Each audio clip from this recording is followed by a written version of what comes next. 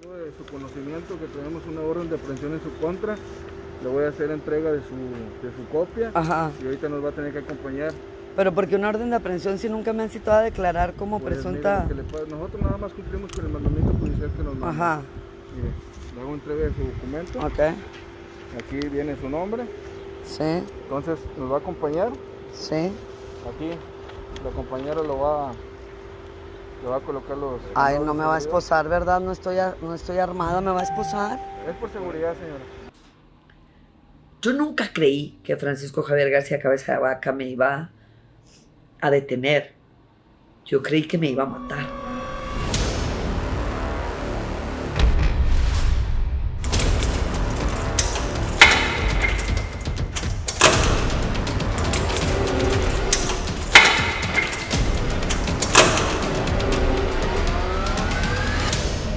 Mandarme a un penal como el de Tamatán era un mensaje muy claro de eso, ¿no?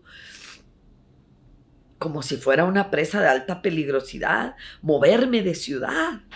La juez que gira la orden de aprehensiones de Matamoros y a mí me trasladan a Ciudad Victoria. Volver a repasar en unos minutos todo lo que fue el movimiento 2032, la represión, la violencia, los golpes contra hombres, contra mujeres, aún embarazadas en los movimientos del 2032 en Matamoros, en Bright Finishing, donde claramente el presidente de Coparmex, compadre del gobernador Francisco Javier García Cabeza de Vaca, declaró en un video que qué bueno que su compadre ya había mandado a parar esta situación de los paros laborales ilegales y una serie de circunstancias que siempre ellos manejan la información, ¿no? Bright Finishing, Mecalux, avances científicos, la Coca-Cola, el intento de homicidio que han tenido en mi contra cuando intentaron matar al secretario, a Jaime Guarnero Requena, secretario general del Sindicato Nacional de Trabajadores de Industria y Servicios Movimiento 2032, que fue una semana después de lo mío. De hecho, yo me salvé porque alcancé a llegar a Feature Dynamics y teníamos pláticas en esa empresa. Iba transmitiendo en vivo y hubo cientos de llamadas de trabajadores a la policía estatal de que me iba siguiendo gente de Jesús Mendoza, del SIDME, ¿no? De este sindicato también adherido a la CTM, y que eran los porros oficiales de Matamoros cuando yo llegué, ¿no? Unos gorilas tremendos allá de Jesús Mendoza, de este sindicato.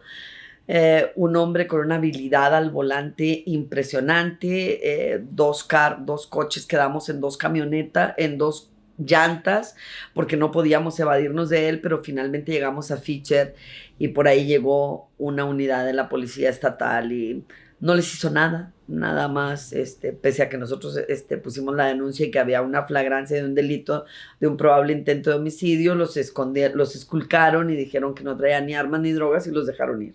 No pasó nada.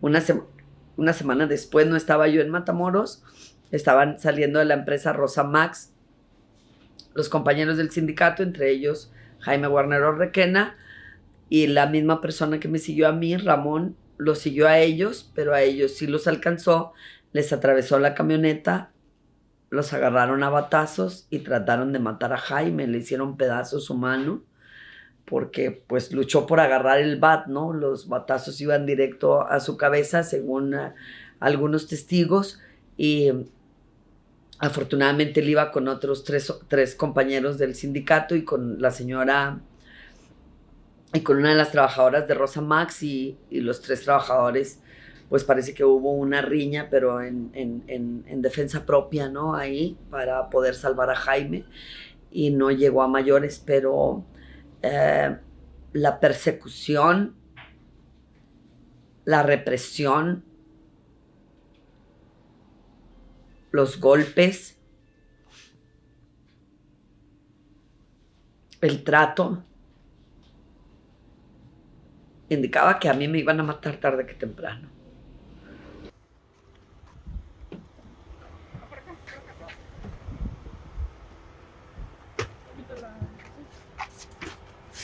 Gracias.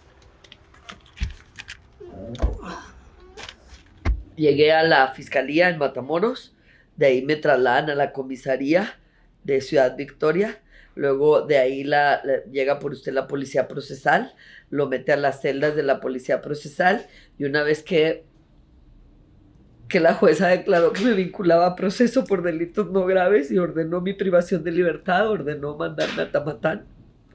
Había algunas decenas de trabajadores fuera y no me llevaron ante la jueza aprensora en Matamoros. Ya tenía yo más de 1 año y medio viviendo en Matamoros y cuando llegué al entronque con el Mezquital le dije al Ministerio Público que iba con nosotros y que salió con la orden de arrollar lo que hubiera en el camino. Yo iba con él. Le dijo al chofer, si hay que matar a alguien lo matas, si hay que arrollar un coche lo arrollas, tenemos que salir de aquí. Pero voy a chocar, haz lo que tengas que hacer, haz lo que tengas que hacer, haz lo que tengas que hacer. Todos llevaban cinturón de seguridad, todos llevaban chaleco antibalas, menos yo. Hasta para salir de la fiscalía arriesgaron mi vida sin ningún escrúpulo, pero antes de salir, lo primero que hicieron cuando llegué a la fiscalía fue tomarme una fotografía. No me quería tomar una fotografía, le dije, no quiero que me retrate. Dijo, es que es por su seguridad. El fiscal de Tamaulipas quiere que le envíe una foto para saber que usted está bien. A regañadientes me paré y al minuto 1 de haberme tomado la fotografía hicieron un montaje de ella, la fotografía que le dio la vuelta al mundo, donde atrás hicieron el montaje con una manta de la Fiscalía General de Tamaulipas. Yo nunca estuve enfrente de una manta de la Fiscalía. Estaba parada en una puerta blanca que comunicaba con otra habitación. Ahí me tomaron la fotografía. Órdenes del gobernador también criminalizar mi imagen, ¿no? En el minuto 1, sin haberme leído ni siquiera los cargos, porque hasta entonces no me leyeron nunca los cargos. Yo me impuse de las actuaciones hasta el momento de llegar a la audiencia de vinculación a proceso, 11 horas después, estando ya en Tamaulipas, cuando me pusieron a disposición de la jueza de aprehensión por un delito que no requiere aprehensión. Nosotros pusimos muchas denuncias. Cada trabajador golpeado, cada trabajador que sufría una fractura, una lesión, un golpe, un levantón, tiene denuncias interpuestas en la Fiscalía General de Matamoros, pero nunca integraron una sola averiguación contra los policías estatales. Cuando quienes se quejan son los pobres, no hay resultado, pero cuando se quejan los ricos, hasta por delitos que no ameritan penas privativas de libertad. Yo tuve que pasar 24 días en Tamatán y estoy esperando que me aprendan en Ciudad Juárez, Chihuahua, por órdenes de Javier Corral, que también tiene dos órdenes de aprehensión en mi contra. Yo creo, soy creyente, no soy fanática, pero creo en Dios y creo que el fiscal de Matamoros cometió un grave error al mencionar que había 2 carpetas de investigación en Ciudad Juárez seguidas en mi contra, porque me alertó. Yo pude llegar a Chihuahua, donde me mandó la jueza, todo estaba planeado. La jueza me mandó para acá para que al momento 1 en que yo pusiera un pie en el aeropuerto de Ciudad Juárez, la policía ministerial o la policía investigadora de Ciudad Juárez, Chihuahua, me pudiera prender. A mí me aprendieron el 8 de junio en Matamoros. El 9 de junio le pidió informe en la Fiscalía de Matamoros a la de Juárez. La de Juárez dijo que había 2 carpetas de investigación aperturadas en mi contra. El 9, pero el mismo 9, el fiscal le pidió órdenes de aprehensión a los jueces de control de Juárez y el 10 dictaron las órdenes de aprehensión porque existía el peligro de que me sustrajera del ejercicio de la acción penal, estando privada de mi libertad en el penal de Tamatán en Ciudad Victoria, con pleno conocimiento de causa del fiscal general de Chihuahua y de los jueces que ilegalmente ordenaron mi aprehensión, igual que en Tamaulipas, sin haberme citado, porque así lo dice, no me recuerdo si es el artículo 141 o 142 del Código Nacional de Procedimientos Penales. Primero es un citatorio, bueno, son 3 citatorios realmente. Si el tercero no lo atiende, es una orden de presentación con uso de fuerza pública. Y si aún así no logran localizarlo, una orden de aprehensión. Primero, ante el fiscal. Después, en el mismo orden, debe hacerlo el juez, porque no son delitos graves, ni tampoco son delitos cuyo término medio aritmético entre la pena mínima y la máxima exceda de 5 años. Me debió citar el Ministerio Público para darme la oportunidad de declarar y ofrecer pruebas de descargo. Me debieron citar los jueces, tanto en Tamaulipas como en Chihuahua, y nadie ha cumplido la ley conmigo. Yo estuve en prisión, primero, cuando llegué, 3 días, en la cama de don Gabriel, que acababa de morir abandonado porque en el penal de Tamatán no hay ni una mejoral para un dolor de cabeza.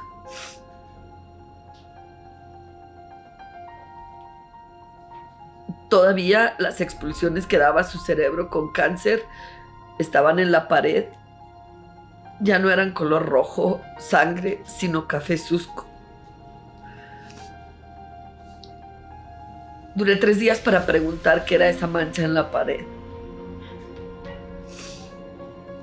Cuando recién me senté en la cama, se acercó la doctora y me dijo: solo le advierto que aquí no es una prisión, este es el departamento de enfermería. Y en cuanto llegue una persona que esté enferma, se tiene que parar y permanecer alejada de aquí o meterse a la celda. Y pues yo no estoy aquí porque yo haya decidido, ¿no? Ahí me llevaron. Mucha gente, bueno, creo que un medio informativo que se llama 9 milímetros, medio chayoterón, publicó una vez después que yo gozaba de privilegios dentro de la cárcel, que tenía un teléfono. Una vez que los activistas hicieron una pinta en el Zócalo de la Ciudad de México exigiendo mi libertad, 9 milímetros publicó que yo tenía privilegios dentro de la cárcel, que tenía un teléfono desde el cual estaba coordinando todas las acciones que se estaban dando por mi libertad en Matamoros, en Ciudad Juárez, en la Ciudad de México y en varios países del mundo a través de mi teléfono. Y la publicación de esa nota falsa generó que 2 mujeres y 5 hombres dotados de armas largas fueran a catear mi celda en busca de un teléfono que no existía. La prensa chayotera nunca se da cuenta del daño que hace. Revisaron todo, el café, el cereal.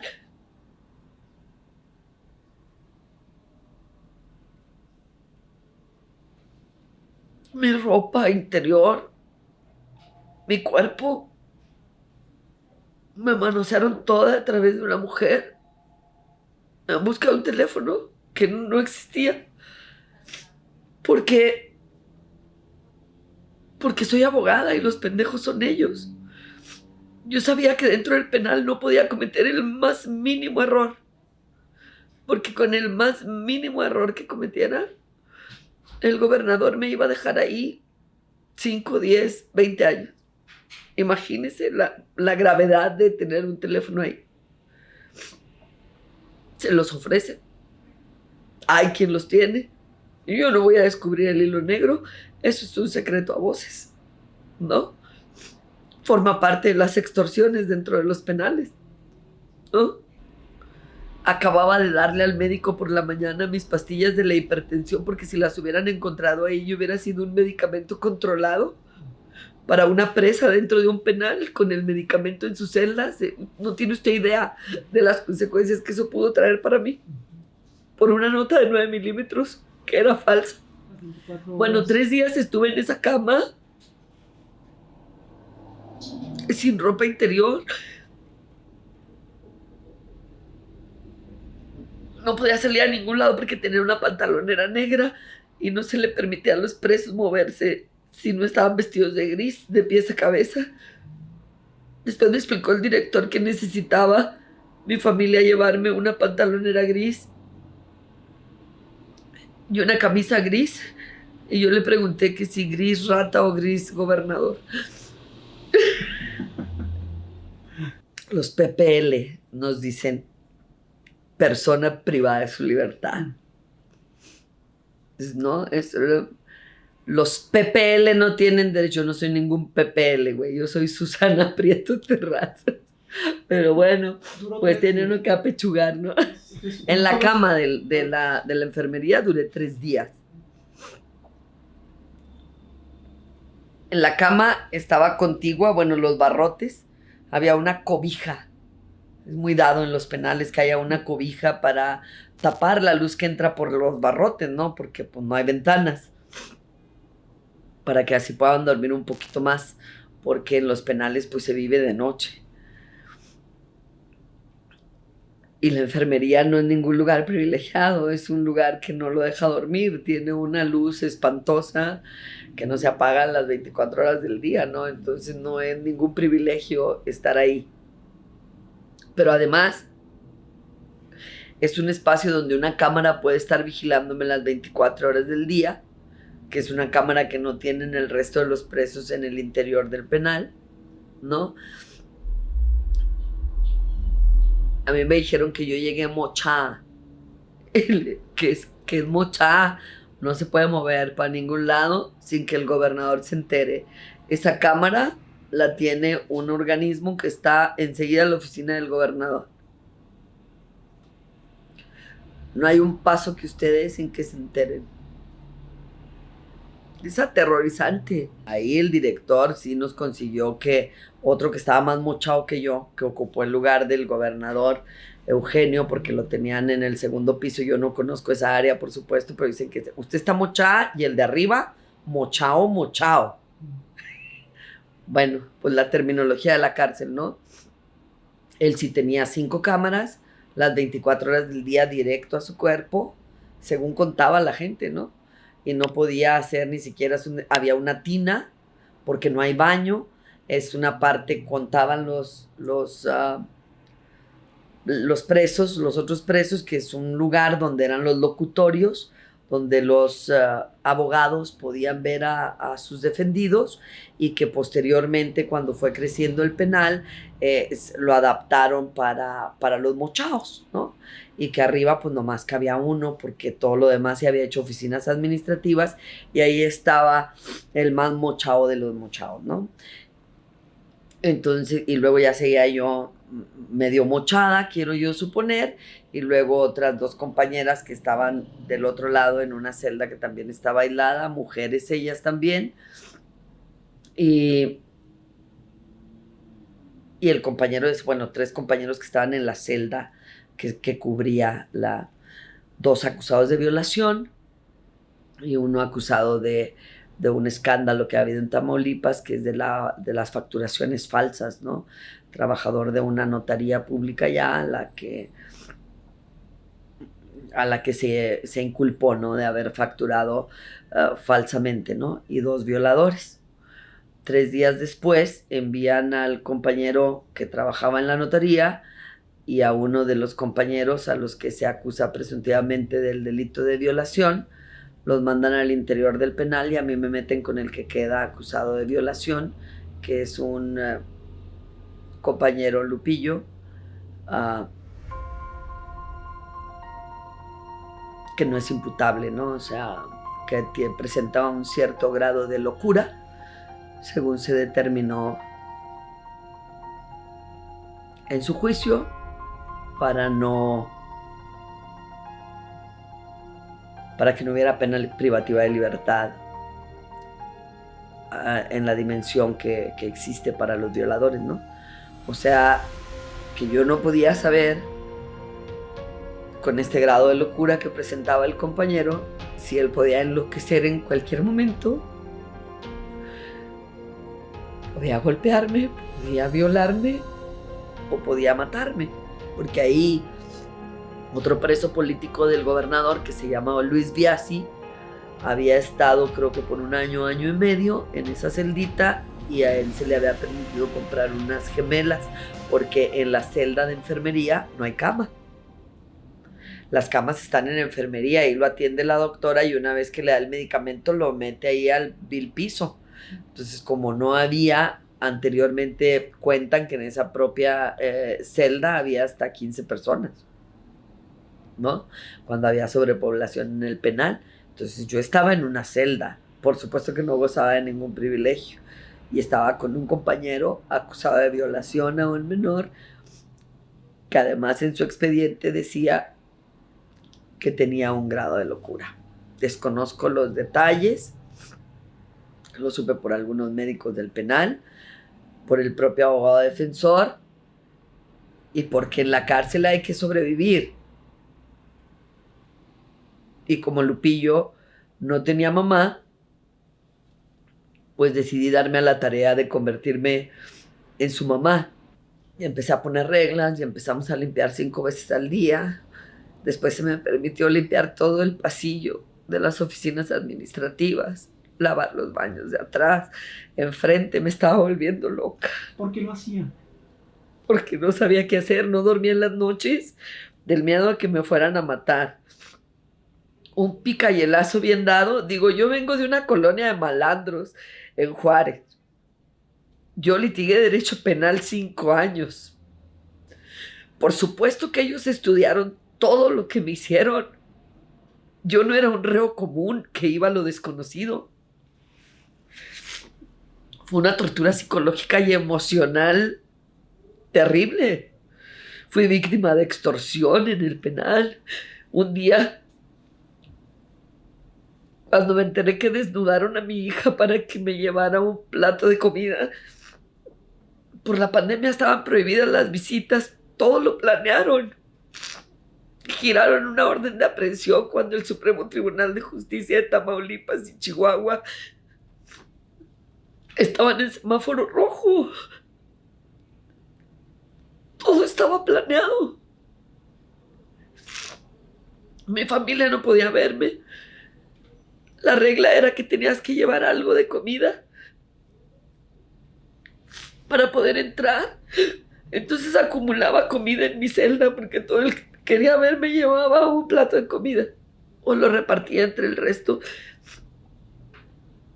de los detenidos, porque estábamos nosotros de este lado de la celda y luego está algo que le llaman el cuadro, que está rodeado de 4 puertas de hierro, y estaban los procesados del otro lado, ¿no?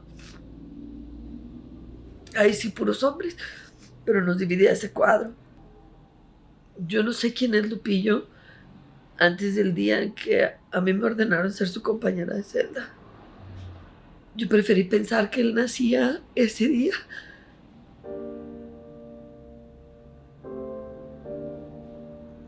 Que nacimos juntos en ese calvario. Y me hice su amiga, su mamá, su maestra. Era un chico muy inteligente. Platicamos del delito que se le imputaba. Dijo ser inocente. Lupillo tiene rasgos que podrían ser incipientemente de Down. Lo primero que hice fue mandar lavar todas las cobijas. Dije, aquí huele a patas. Y a partir de hoy, esta celda va a tener orden. Asintió. Dijo, no tengo dinero para mandar lavar las cobijas. Dije, pero yo sí. Le pueden meter dinero, poquito, pero pues yo no había gastado en nada porque no sabía el movimiento del penal, ¿no? Duré 3 días sin comer. El día que llegué comí, tenía 3 días sin comer. Y comí el caldo de res más delicioso que me he comido en toda mi vida. Y un agua de Jamaica que me sirvieron en un bote de plástico que por el número de arrugas que presentaba, yo creo que ya habían bebido de él todos los presos y presas del penal, aproximadamente 900, porque era como un pergamino en el que parecía que flotaba el agua de Jamaica. Me recibió una custodia que se llama Diana, que es una mujer así pequeñita, que ríe con los ojos. Dice que ríe con los ojos porque tenía ese cubreboca que es tan incómodo y que uno ya no puede ver la expresión de la gente. Iba temblando de miedo porque la policía procesal que me llevó de la comisaría de Ciudad Victoria a las celdas de las procesales, toqué 4 cárceles. era muy déspota y muy dura. Le preguntaba cosas y era dura y muy joven. Curiosamente tendría yo creo la edad de mi hija, pero era dura y no contestaba y era recia. Y cuando estábamos en la audiencia de vinculación a proceso le decía, ¿puedo ir al baño? Y me tomaba por acá, ¿no? Por el pantalón y me llevaba así. No sé, era dura, era innecesaria tanta dureza, pero para no hacerme mala sangre, la gente que me trataba mal pensé que recibía órdenes. Y ese día que me puse muy mal fue porque entró mi hija enseguida de Héctor entre Héctor y Magda. Héctor era el jefe de guardia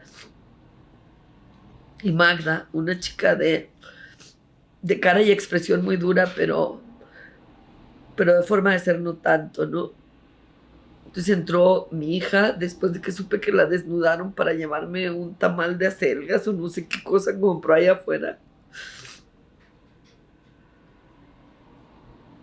Para solo visualizarme porque era entregar la comida y salir inmediatamente. Y la desnudaron por completo para eso.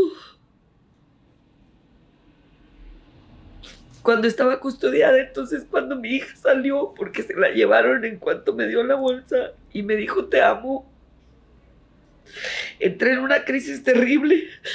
¿Y dónde estaba la cámara? Dije, chingas a tu madre, gobernador, no me vas a quebrar, no me vas a quebrar. Y una crisis terrible.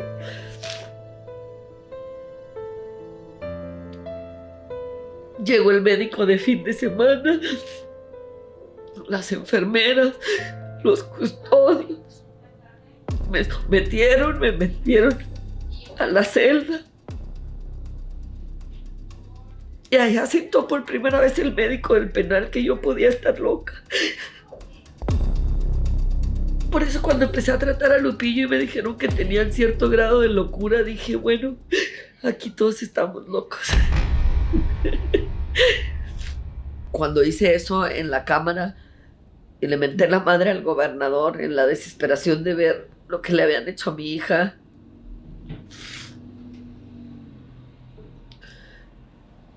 mal había logrado calmarme cuando me dijeron que me hablaba mi abogado en el archivo.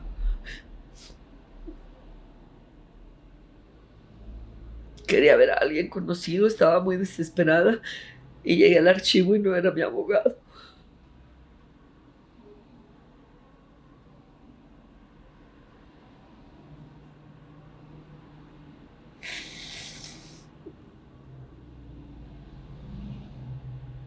¿Quién era?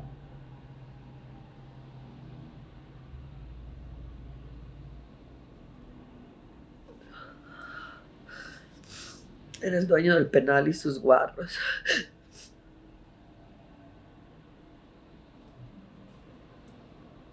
Advirtiéndome que tenían muchos años queriendo derribar el penal de Tamatán, porque a la esposa del gobernador no le gustaba verlo desde el DIF, que es el edificio que está enfrente.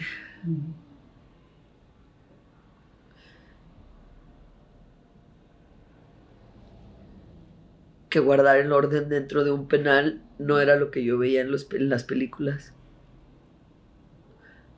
que era un poco más severo. Que esa persona a la que yo le había rayado la madre era el jefe del verdadero dueño del penal. Que había que decidir entre servir al jefe o a mí.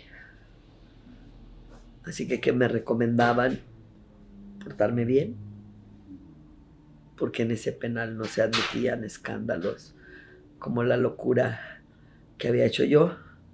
Así de que si quería llorar, había que llorar para adentro y gritar para adentro. Y que si yo me quería pegar con las paredes no había ningún problema, lo podía hacer siempre y cuando fuera en silencio, porque de lo contrario tendrían que tomar otras medidas. Me amaban. Me amaban. Me amaban los custodios, las custodias, los reos, ¿Por qué las se ganó? presas. ¿Por qué se ganó ese amor? No lo sé. Iban y me tocaban la mano cuando iban a enfermería. Me llevaban recados de diputados. Que los diputados de Morena estaban luchando por mí desde el Congreso. Me llevaban dulces. Recuerdo mucho un flaquito que llegaba y me llevaba dulces y me decía, dice mi vieja, que es de Los Palmares, allá en Matamoros, que le eches ganas, que están luchando para sacarte, que no estás sola. En escondidas otros, y no voy a decir quiénes por obvias razones, me decían que estaban todo el día prendidos de las redes sociales, que porque era toda una novela mi asunto, que había gente mandando mensajes desde Corea, desde Brasil, desde Paraguay. Unos llegaban y me preguntaban si ya había visto el video de mi hija, que los había hecho llorar, que amaban a mi hija. Pero eran cosas aisladas. Evidentemente yo no tenía comunicación con el exterior, pero había gente que la tenía. ¿Dentro del penal? Pues es que hay, Sí, hay privilegios. claro, por supuesto. Sí hay teléfonos, pero los buscaron en la celda equivocada. ¿Todo el tiempo usted pensó que no iba a salir del penal? Sí. No dormía de noche. Tenía que buscar un aliado. Y el aliado fue Lupillo. Sí, ya me imagino lo que van a decir las feministas de mí, ¿no? Si estoy con un violador hablando en estos términos, ¿no? Porque no tienen perdón por el solo hecho de ser señalados, ¿no? Se ha llegado a cometer grandes injusticias, no solo por el gobierno en este país, sino por una sociedad implacable, ¿no? Con las personas que son acusadas de cometer delitos y cómo las vende la prensa, ¿no? Porque en este país se nos criminaliza todo, seamos culpables o no. El primer güey que va pasando cuando la policía le dicen tienes que traerme al culpable hoy, pues ese es el culpable, el que va pasando por enfrente de... Todo fue terrible, fue una película de horror, ningún abogado me quería defender en todo Tamaulipas. ¿Quién la defendió? ¿Es cierto? ¿Cómo logró esa defensa? El licenciado Gobea Orozco, pero a veces yo creo y se ríe mucho él cuando le digo que fue gracias a su esposa porque es mi socia en Ciudad Victoria y ella es abogada y estamos llevando nosotros derecho laboral y él fue procurador y él lleva derecho penal. Entonces yo creo que la licenciada Deyanira Trujillo le hizo manita de puerco y lo obligó a defenderme porque no veo de qué otra forma. Mis respetos para el abogado, para la abogada, pudo estar arriesgando su vida, su seguridad y la de su familia por defenderme, porque yo creo, no estoy acusando a nadie de nada, pero tengo libertad de pensamiento y yo creo que Francisco Javier García Cabeza de Vaca es un criminal con poder y con mucho dinero. También creo que los abogados, que son esos profesionistas que siempre estamos defendiendo, que a través de nosotros se llega a la justicia porque hacemos valer la ley, forman parte del sistema corrupto del país por el que solo los privilegiados pueden obtener justicia. Yo no tenía derecho ni a eso, pagara lo que pagara. En la cárcel yo aprendí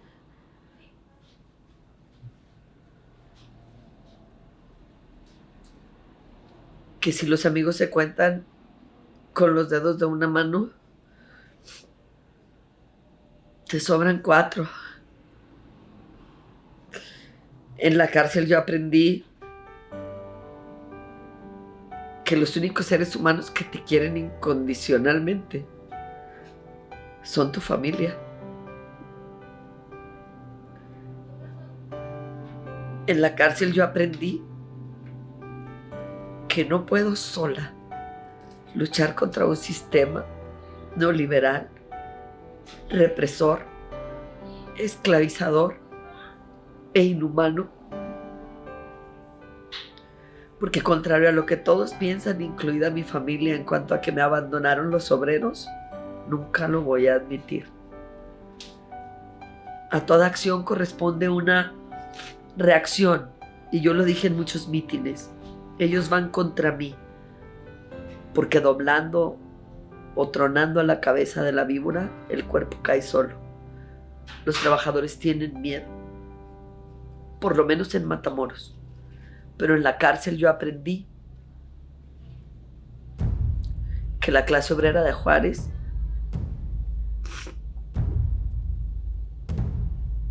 me abandonó. Yo luché 1 año y medio por obreros de Matamoros. Bueno, por obreros residentes de Matamoros, porque tenemos que entender también esto de las ciudades fronterizas, que hay gente de toda la República Mexicana. No podemos hablar de la gente de Juárez o la gente de Matamoros, y menos si hablamos de la maquila, porque la maquila no está en México. México está dentro de la maquila. Hay trabajadores de los 32 estados de la República, y donde más hay es en la frontera.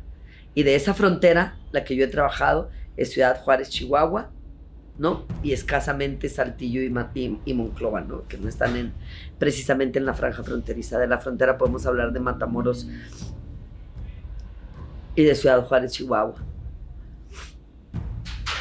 Yo aprendí que quizá a los trabajadores solo les importa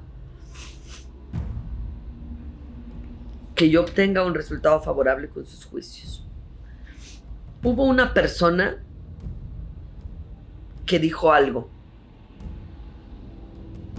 cuando mi hija le reclamó porque dijeron que estaban conmigo, y dijo: ¿y dónde están?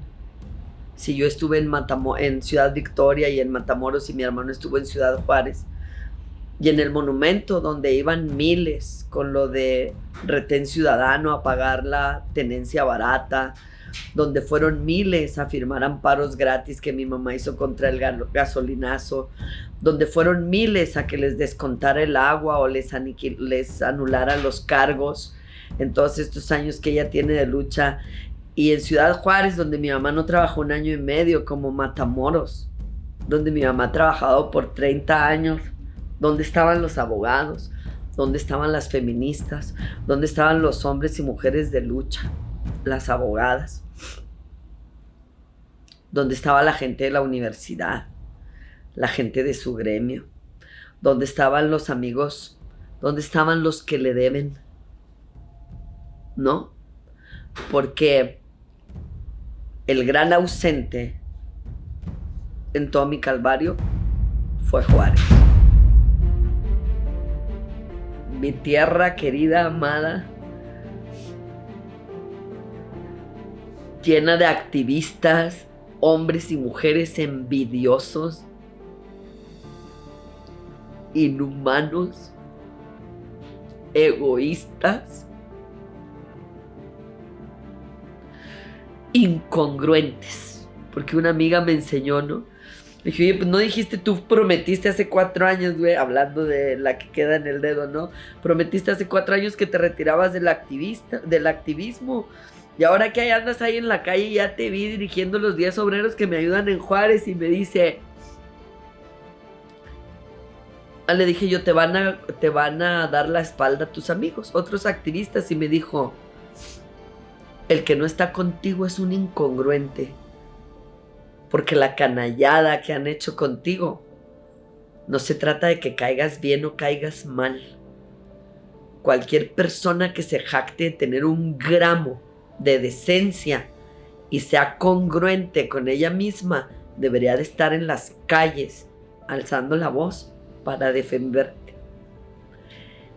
Y otra cosa que aprendí en la cárcel con una persona a la que mi hija le dijo, pues que estábamos y apoyamos a tu mamá y todo, y dijo: ¿y dónde están? Porque no los veo en las calles.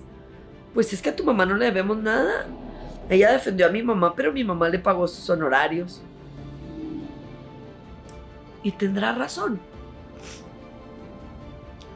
En esta jungla, conseguir una abogada honesta, que luche hasta el final, que luche por ganar la mayor cantidad de dinero que te puedan dar por los años que le diste a un patrón, sin venderse, sin doblarse, le pagas con el porcentaje que dice el arancel de abogados tus servicios. El servicio se paga.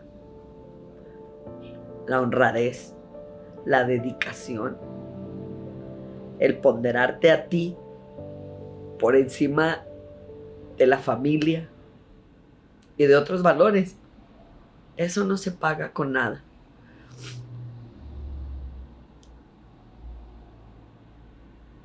La mayor tristeza me la dio Juárez. La lucha no se abandona, la lucha se modifica, ¿no? Pero la lucha es algo que traes. La lucha es algo que forma parte de tu esencia. Porque si no fuera eso, pues entonces, por ejemplo, como esas mujeres que no me han defendido porque soy burguesa no soy. Soy una chava de la Malhechor Ocampo. ¿Cuál burguesa? ¿De dónde se ve la burguesía en mí? Una cosa es ser burguesa y otra cosa es tener dinero. Y otra cosa es haberte casado con un hombre que junto contigo ha logrado tener de alguna forma una solvencia económica que la neta ni yo soñé tener, pero cada centavo ganado honradamente, con la frente en alto, sin deberle a nadie, ¿no? La lucha se modifica y ahora voy a luchar por mí hasta que se me haga justicia, y hacérseme justicia no va a ser única y exclusivamente limpiar el que me hayan privado de mi libertad en Tamatán, o toda esta persecución política jurídica, la criminalización que han hecho de mi persona a nivel nacional e internacional. La tienen que pagar los actores.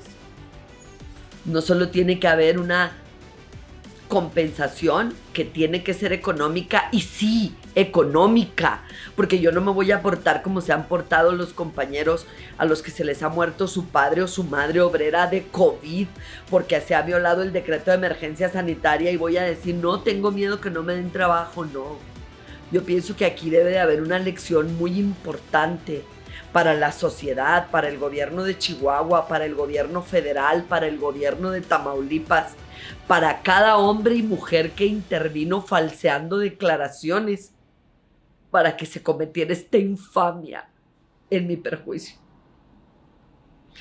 Con una cachetada tenía, y ya me la habían dado antes. Yo no lucho de Matamoros para acá.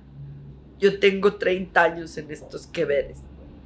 Este pasado lunes fue detenida en Matamoros, Tamaulipas, la abogada laboral Susana Prieto Treviño, quien ha sido reconocida por la labor precisamente a favor de los trabajadores de la industria de las maquiladoras en la frontera norte. Incluso se ha pedido que este caso se remita a la Comisión Nacional de Derechos Humanos, y también la intervención de la secretaria del Trabajo, Luisa María Alcalde. Y bueno, hay los grupos laborales de defensores de laborales han señalado que esta detención obedeció a presiones por parte de la industria estadounidense, ya que han visto afectados sus intereses por la labor que desarrolla la abogada. ¿Usted qué datos tiene al respecto de esta detención, y si se va a instruir a la secretaria Alcalde para que pudiera intermediar? Gracias. Sí, ya tenemos conocimiento.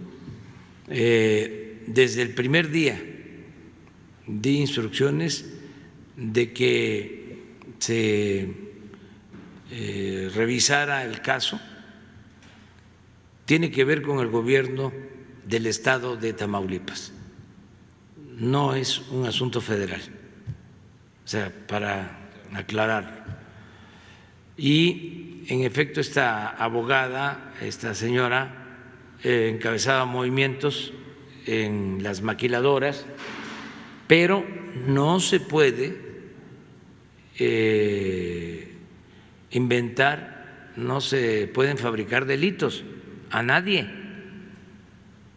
Entonces no puede haber represalias contra nadie. Cuando el 1 de julio que fue a ver a Donald Trump,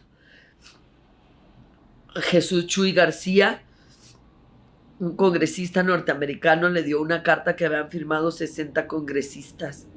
Y ahí aparecía por primera vez, remarcado con mayúscula y en letra negra, el nombre de la abogada de Pueblo, de la muchacha, de la obrera de la Malhechor Ocampo, Susana Prieto Terrazas, diciéndole: atiende este asunto, porque la persecución política y judicial en contra de esta mujer, según lo que hemos estudiado, es la primera violación al apartado 23 del TEMEC. México no va a cumplir con este tratado internacional. México no está dispuesto a otorgarle a los trabajadores libertad y democratización sindical, y la persecución política en contra de esta mujer, que ha sido quien ha visibilizado la precariedad de las relaciones obrero-patronales de hombres y mujeres dentro de la industria maquiladora durante los últimos años en la frontera norte de México, es una muestra muy clara para eso. Andrés Manuel López Obrador ya había hecho una declaración ante un periodista que le preguntó que qué pasaba conmigo, y él solo se limitó a decir que él no estaba de acuerdo con que se le fabricaran delitos a las personas, pero que ese era un caso local de Tamaulipas.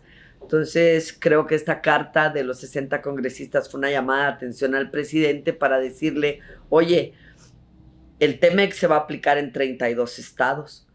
Y tú no puedes decir que algo que afecta directamente el incumplimiento de este tratado internacional se va a cumplir en 30, que hay que excluir a Tamaulipas y a Chihuahua.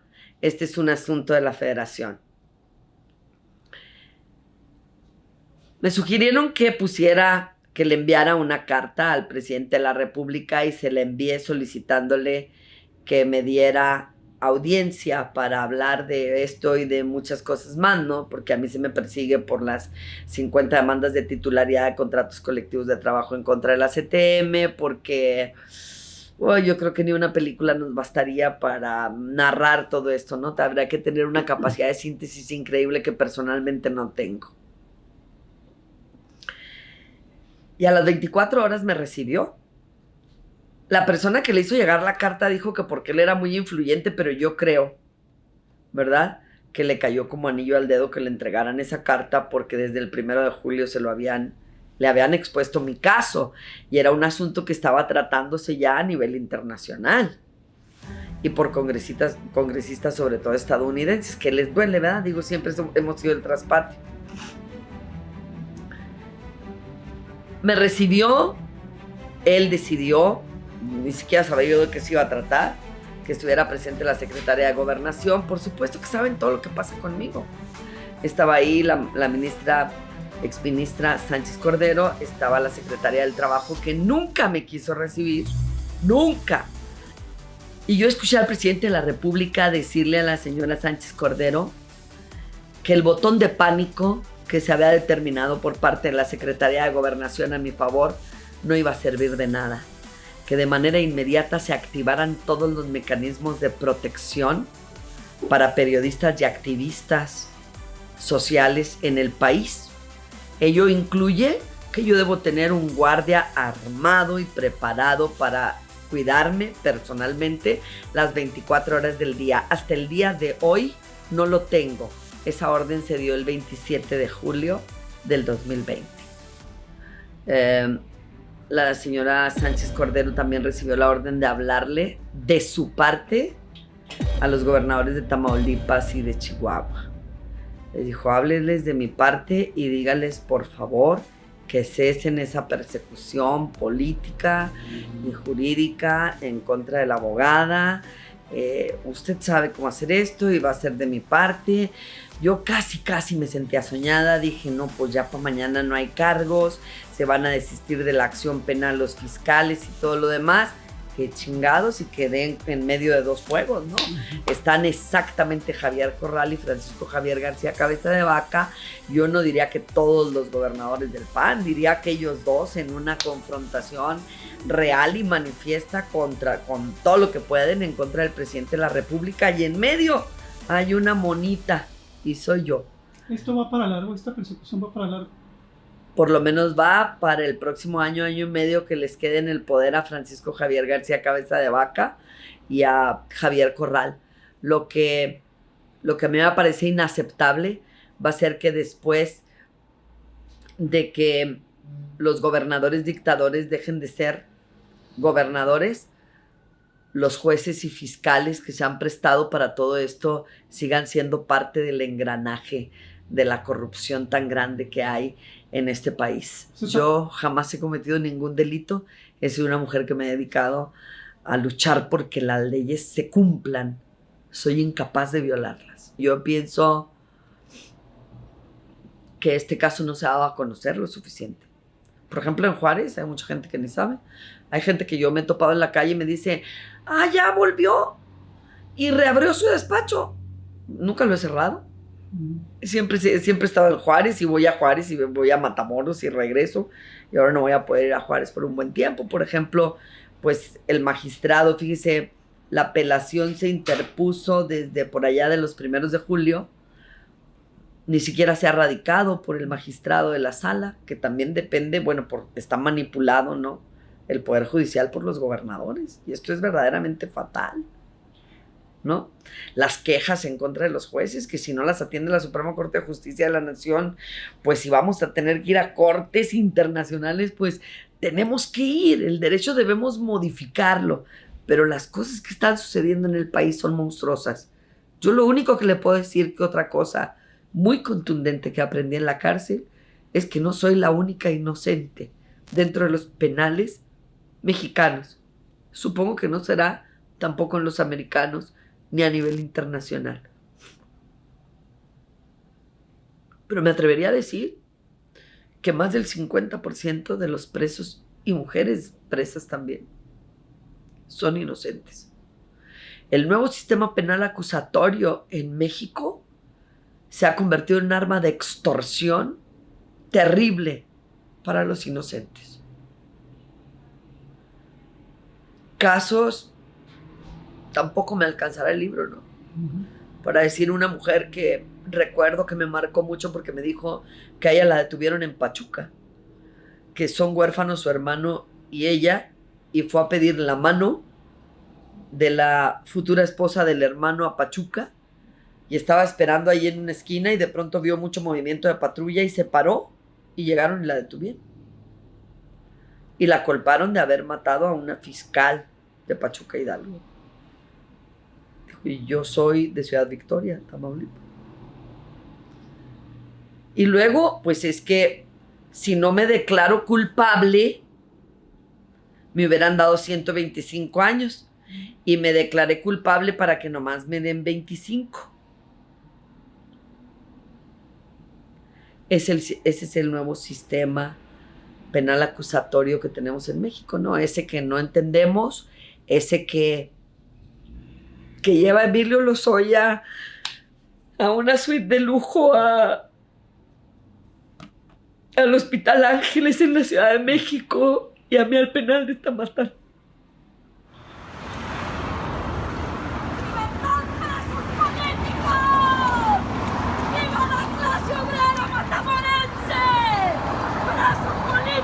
¡Libertad! ¡Justicia para los inocentes!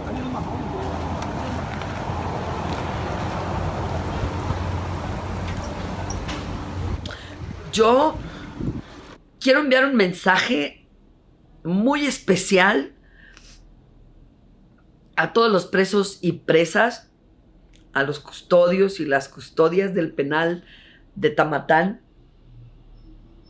Nunca voy a olvidar a uno que me dijo, un día que estaba llorando desesperadamente, fue y secó mis lágrimas y me dijo, a ver, ¿qué pasa? Es que no puedo con esto. Usted puede con esto y puede con más. No se doble. Que aquí adentro no se le olvide quién es Susana Prieto Terrazas, porque eso es lo que quiere el gobernador. Y si lo logra, entonces la va a vencer. Así que nunca se le olvide quién es Susana Prieto Terrazas y por qué está aquí. No piense lo que piensan los de afuera. Que le importe madre los que digan que si es inocente, que si es culpable, los que la quieren, los que la odian, a los que les cae bien o a los que les cae mal. Su entereza viene de adentro. Y si de adentro la doblan, entonces el gobernador va a ganar, pero no le veo cara de que quiera dejar vencer a Francisco Javier García Cabeza de Vaca. Le mando un beso y un abrazo a Lupillo. Espero que ya pronto salgas de esa celda terrible en la que estás tan solito. No pude cumplir mi promesa de ir a ver a todos mis compañeros en cuanto saliera, porque me expulsaron del estado al minuto 1 en que puse un pie fuera del penal. Pero gracias por recordarme cada minuto de mi vida, de mis 24 días de vida, que para mí fueron años, en Tamatán. ¿Quién es Susana Prieto Terrazas? Gracias a todos por el dulce, por el abrazo, por el apretón de manos, por sus sonrisas. Gracias a todos por creer en mí dentro del penal. Gracias a todos los hombres, mujeres, niños, niñas que han salido a las calles en Matamoros, en Ciudad Juárez, en Ciudad de México, en Oaxaca, en Querétaro. Gracias por tanto amor y sobre todo, gracias por tanto respeto a mi trabajo y a mi lucha, que no es mi lucha, pero que es mi sueño.